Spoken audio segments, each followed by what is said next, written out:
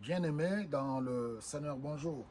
Nous avons abordé notre sujet sur les dons spirituels, où nous avons dit dans 1 Corinthiens au chapitre 12, l'apôtre Paul, son désir était que nous puissions connaître la vérité sur les dons spirituels et que c'est l'Esprit de Dieu lui-même qui les distribuait aux membres du corps du Christ selon son bon vouloir pour l'utilité commune.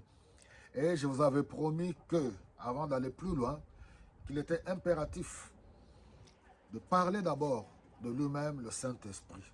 Souvent, la question a toujours été mal posée, où on entend les gens dire qu'est-ce qu'est le Saint-Esprit? Parce que les gens pensent que l'Esprit de Dieu n'est qu'une influence ou une force quelconque qui met les gens dans un état agitatoire.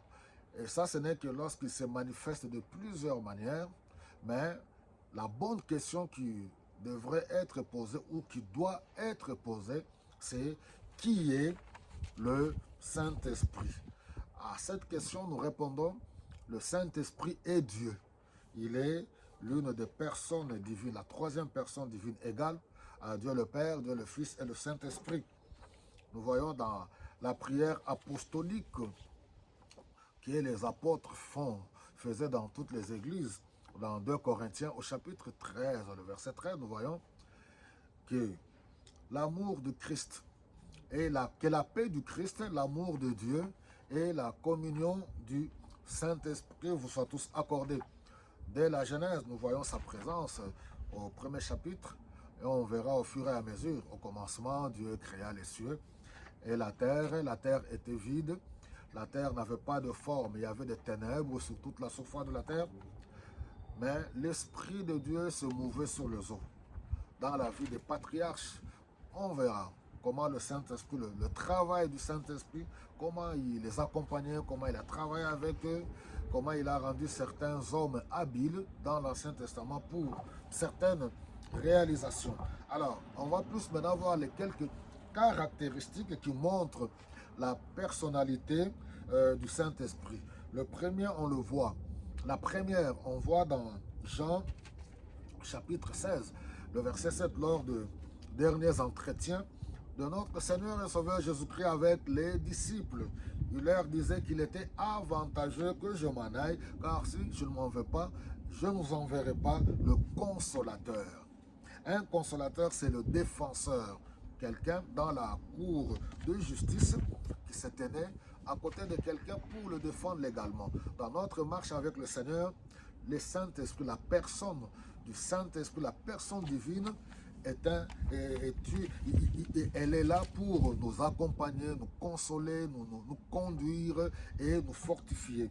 Alors, nous voyons le deuxième point, c'est Jean chapitre 14, verset 6, il dit que il vous enseignera, quand il sera venu, l'Esprit de vérité, il vous enseignera toutes choses. Il est là comme le conducteur, le professeur, le maître.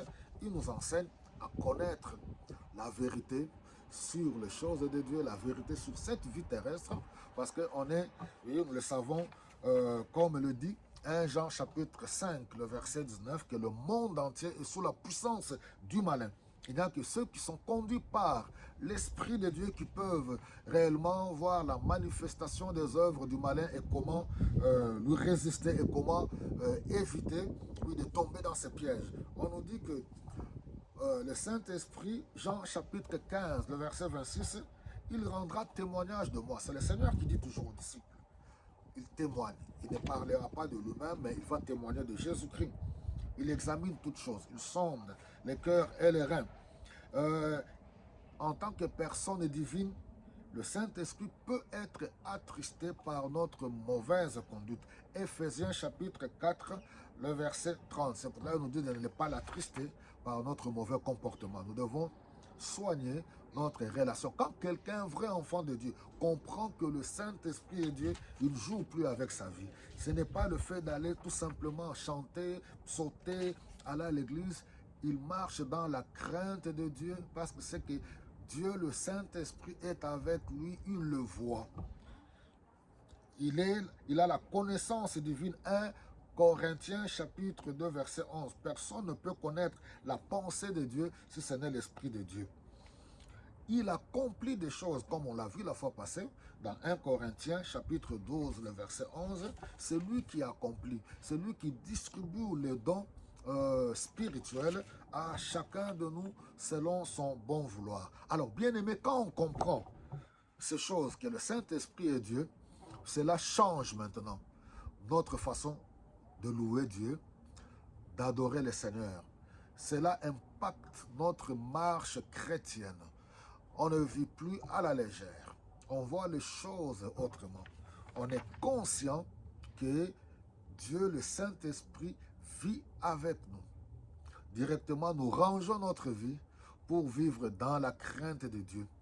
Nous rangeons notre vie pour expérimenter maintenant sa présence dans notre vie. Pourquoi? Parce que nous savons qu'au minimum, il nous a donné un don.